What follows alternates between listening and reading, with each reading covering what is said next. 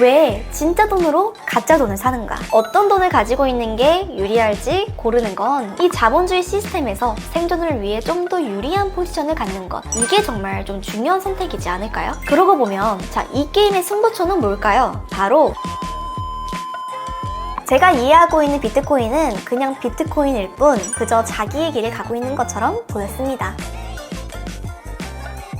안녕하세요 여러분, 폴라리스 유진입니다. 이번 시간은요, 슈퍼클래스 비트코인 4번째 시간입니다. 지금까지 비트코인을 이해하는 루트, 비트코인으로 다가가는 키워드로 실체, 가치, 디지털에 대해서 이야기해봤고요. 오늘은 바로 4번째 키워드죠. 어떻게 보면 가장 중요하게 다뤄야 할 주제일 것 같아요. 가장 의미 있는 최종적인 난관이자 허들인 안전입니다. 아무리 좋은 정체성을 가지고 있다고 설명하고 포장해도 이 안전이 가장 민감한 주제임은 부인할 수 없겠죠. 자, 오늘은 우리의 돈, 우리의 재산과 직결된 가장 중요한 키워드, 안전에 대해 알아보도록 하겠습니다. 지금은 디지털 금이라는 내러티브를 확보한 비트코인, 이 비트코인에 대한 수많은 조롱 중에 이런 말 들어보셨나요? 왜 진짜 돈으로 가짜 돈을 사는가? 우리가 다 알고 있는 유명하신 분께서 주로 알트코인을 비판하시면서 하신 말씀이었지만 통상 비트코인에 대한 비난과 조롱으로 쓰이는 말이 돼버렸죠. 저도 개인적으로는 알트를 거의 투자하지 않고 큰 의미가 없다고 생각하지만 이 멘트는 너무 대중화가 되었고 상징적이기까지 한 멘트라고 할 수 있을 것 같습니다. 자, 진짜 돈으로 가짜 돈을 산다. 자, 진짜 돈. 여기서 진짜 돈은 법정화폐겠죠? 대개의 경우 기축통화, 바로 달러보다는 몇 단계 아래의 화폐. 자, 우리의 경우 원화죠. 자, 빈약한 자원과 대외 의존도가 높은 통상국가이자 분단국가이고 세계 10위권의 경제구조를 가진 대한민국의 법정화폐 원화입니다. 대장인 달러가 연 7에서 한 8% 정도의 가치 하락을 겪고 있는데 우리의 원화는 얼마나 가치 하락을 방어할 수 있을까요? 그럼 다 제쳐두고 원론적으로 한번 생각해 볼게요. 진짜 돈으로 가짜 돈을 산다? 저번 시간부터 계속 얘기해 왔듯이 돈이라는 것도 사회적 합의죠. 법정화폐도 국가의 신용과 권위를 부여한 거지 그 자체로는 의미가 없습니다. 자, 그렇게 들여다보면 세상에 가짜 돈은 없어요. 돈이 아니면 그냥 아닌 거지 위조 지폐도 가짜 돈이 아니라 그냥 돈이 아닌 거잖아요. 크던 작던 사회적 합의가 존재하고 수요가 있고 가치가 부여되어 사고 파는 거래가 존재하면 그 자체로 돈인 거죠. 물론 좋은 돈이 있고 상대적으로 나쁜 돈은 있습니다. 가지고 있는데 시간이 지날수록 가치가 떨어지면 상대적으로 나쁜 돈이고요. 시간이 지날수록 가치가 올라가고 사람들의 선호도가 올라가서 너도 가지고 싶어지면 상대적으로 좋은 돈이죠.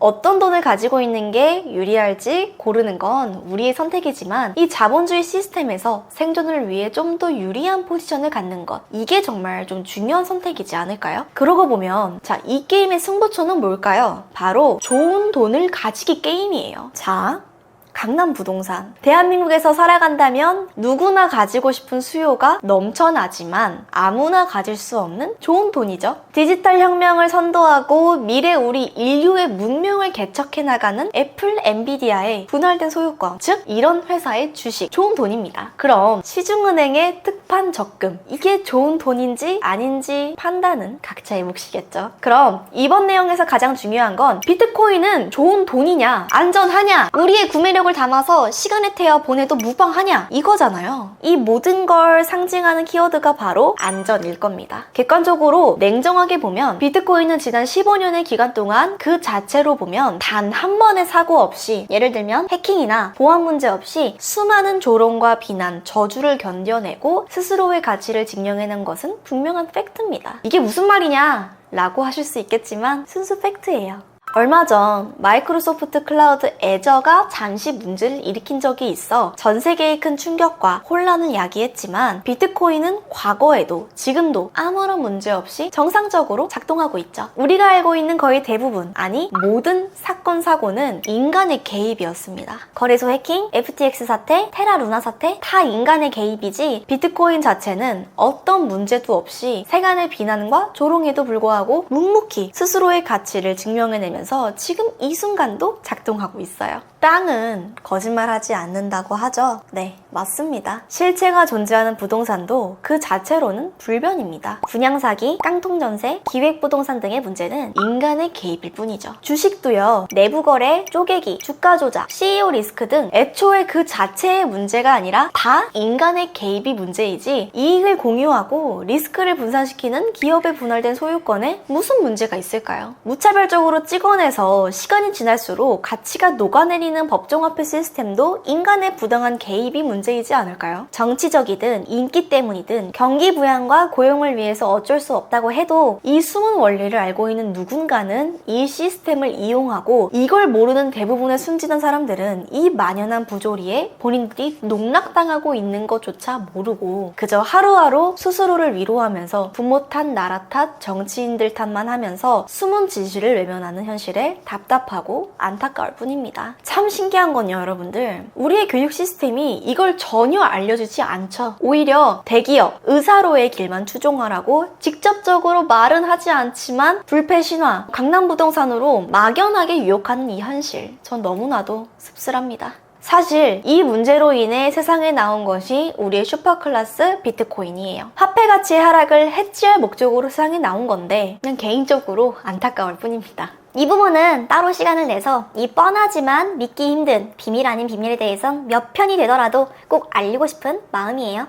제가 준비해서 조만간 영상으로 제작해 볼게요. 그리고 이 안전이라는 키워드를 준비하면서 저는 두 가지로 분류를 해봤는데 하나는 기술의 안전이고요. 다른 하나는 시장의 안전이었습니다. 자, 기술의 안전에 대해서는 좀 더 자세히 알아보고 이해해보기 위해서 제가 6번째 시간으로 이 분야 전문가를 직접 모시고 알아보는 시간으로 마련해볼 예정이니까요. 그 영상도 많이 놀러와 주시고요. 많은 응원 부탁드리겠습니다. 그럼 오늘은 시장에서의 안전에 대해 집중하도록 하겠습니다. 자, 디지털 금이라는 내러티브를 뛰어넘어 그 나름으로 독자적인 정체성을 확보해가는 과정으로 진입한 비트코인. 가치 저장 수단이나 화폐로서의 내구성, 휴대성, 모빌리티, 분할성, 인식성, 특히 희소성 면에선 이번 반감기를 거치면서 더욱 독보적인 길을 가고 있지만 분명한 약점도 아직은 존재하는 게 사실이에요. 그 첫 번째가 역사성이죠. 이건 태성적 한계지만 분명한 위크 포인트예요. 자, 신생자산이 가진 운명이죠. 하지만 15년의 짧은 역사로 은시총에 육박하는 성과와 대부분의 빅테크들의 짧은 역사를 고려할 때 오히려 그 진면목을 확인할 수 있는 탁월한 증거라고도 해석할 수 있을 것 같아요. 자, 두 번째는 아직은 낮은 보급률도 약점이에요. 전문가들은 현재의 보급률이 초기 인터넷 보급률과 비슷하다고 해요. 저번 영상에서 언급했었죠? 대략 1998년, 99년 정도로 추정하는데 초기 인터넷도 대중들에겐 낯설었고 어두운 요소가 있었다고 하죠. 이게 무슨 그만한 가치가 있냐? 이게 밥이 되냐? 마약, 도박, 포르노, 게임에 필요하지 이게 실생활에 무슨 도움이 된다고. 여기에 어떤 혁신이 존재하니? 자, 지금 생각해보면 그때 애플 주식을 샀어야 했겠죠? 결국은 낮은 보급률은 다른 말로 표현하면요, 성장성일 수도 있어요. 아직은 시작도 안 했다, 엄청난 성장 잠재력을 가지고 있다 라고 해석할 수 있겠죠. 종합해보면 짧은 역사와 낮은 보급률로 귀결되죠. 때문에 변동성과 리스크가 크다로 모여지면서 바로 집중포화의 이유가 된다고 보여집니다. 자, 변동성. 근데 좀 이상하지 않나요? 급격하게 떨어지거나 조정을 받으면 온갖 조롱의 대상이 되면서 물어 뜯기고 저주하는 언론 기사가 도배가 되는데 이 슈퍼클래스 비트코인은 니네들 떠들고 욕해, 나는 나게 갈 거니까 라고 하듯이 어느새 다시 원래의 자리로 되돌아와 있죠. 자, 얼마 전 8월 5일이었죠. 블랙 먼데이. 경기 침체 우려와 엔캐리 트레이드, 중동 정세 불안이 겹치면서 쇼텀 홀더들 중심으로 패닉셀이 나왔죠. 그런데 불과 3일 만에 도로 제자리로 돌아와 버렸어요. 자, 지나고 나면 이 말만 나오죠. 위기는 언제나 기회였다. 저도 소량이지만 개수를 조금 늘렸어요. 평범한 전략이죠. 바이더딥 했습니다. 자, 장기 투자를 결심한 사람으로 최고의 황금성 24시간 거래 가능을 새삼 확인했을 뿐 그 이상도 그 이하도 아니었어요.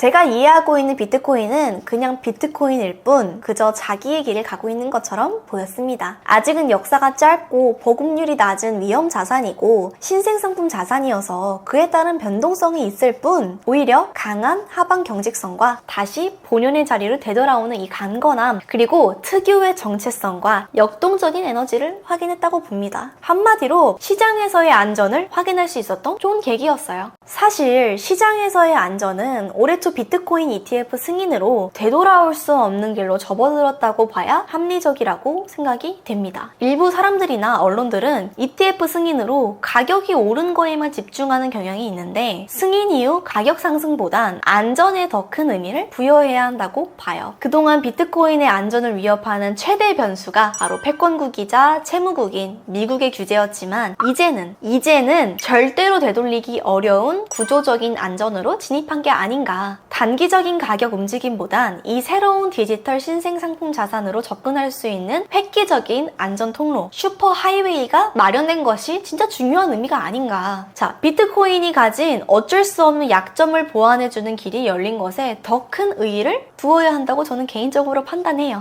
신생상품 자산이 가진 약점을 커버해주고 혁신적인 그 정체성을 더 강화해줄 안전 통로가 만들어졌다. 누가 정권을 잡든 연준이 어떤 통화 정책을 결정하던 그때그때 바람이 불고 출렁이겠지만 늘 그래왔듯이 비트코인은 자기의 길을 계속 갈 거고요. ETF 승인은 제도권 편입으로 더 안전을 보장할 뿐이다 로 해석해야 한다고 말할 수 있을 것 같아요. 여기에 미국은 선도적으로 제도를 정비하고 투자자를 보호하려는 움직임으로 더욱 안전을 강화하는 추세로 움직이고 있고 이제 각종 기관이나 연기금도 이에 맞추어 이 시장에 들어오고 있는 추세, 이른바 대규모 채택은 쐐기의 역할을 하고 있다고 확신합니다. 사실 승인 전엔 이 세 가지 걸림돌이 있어서 진입이 거의 불가능했지만 이 ETF 승인은 이 부담을 일거에 제거해줬죠. 이 세 가지 걸림돌, 세금 문제, 회계 문제, 보관 문제, 수탁이죠. 커스터디. 이게 부담이었지만 한 방에 해결이 되고 피델리티나 블랙락 같은 유수의 자산 운용사를 통한 편리한 진입이 그간의 문제를 불식시켜주는 효과, 이 자체가 기관들의 채택의 안전을 보장하는 의미가 아닐까요? SEC에 제출한 13F 보고서에 따르면 1분기에만 900여 개의 기관이 진입했고 하반기 진입 대기 중인 기관이 만여 개에 달한다고 하니 더 이상의 시장에서의 안전 논란은 의미가 없다가 결론이겠죠. 물론 여기서의 안전 문제와 변동성 문제는 다른 문제죠. 자, 다시 한번 이야기하겠지만 비트코인의 변동성은 숙명이에요. 이건 일종의 성장통으로 보는 게 맞지 않을까요? 아마도 비트코인은 은시총을 다시 넘어서고 빅테크 1위 시총까지는 가야 변동성이 잦아들겠죠. 자, 다시 정리하면 시장에서의 안전은 문제없다. 단, 변동성은 피할 수 없다. 그렇기 때문에 성장성이 있고 미래의 혁신에 베팅을 걸어볼만 하다. 그렇기 때문에 트레이딩은 답이 아니다. 비트코인을 이해한다면 장기 투자가 답이다. 그때그때 순간순간 바람은 계산할 수 없지만 이성을 가지고 이 자산의 구매력에 에너지의 디지털 전환을 이해할 수 있다면 우리는 고려해 봐야 한다. 우리의 포트폴리오 구성을. 자, 여러분들 역사를 돌아보면 누군가는 대항을 넘어 항해를 하고 무역을 하는 대항해 시대의 리스크를 베팅을 했고 또 누군가는 인력과 충력을 벗어나는 산업혁명에 투자를 했고요. 또 누군가는 20세기 에너지혁명에 모험을 사들였고 또 누군가는 닷컴버블의 시련을 극복하고 디지털 혁명에 자신의 구매력을 이전시켰습니다. 무조건 거부하고 비난할 게 아니라 이성으로 알아보고 이해해보려고 노력하는 게 중요한 시점이에요. 아직은 절대로 늦지 않았어요. 저는 충분한 시간이 있다고 생각합니다. 물론 선택은 우리 각자의 몫이겠죠. 다음 시간은요, 5번째 시간으로 비트코인에 대한 저만의 정말 오로지 개인적인 입장 그리고 저의 주변 투자 사례를 중심으로 중간 점검하는 시간으로 찾아뵙도록 하겠습니다. 지금까지 폴라리스 유진이었고요. 긴 영상 시청해주셔서 너무너무 감사드립니다. 그럼 다음 영상에서 만날게요. 안녕.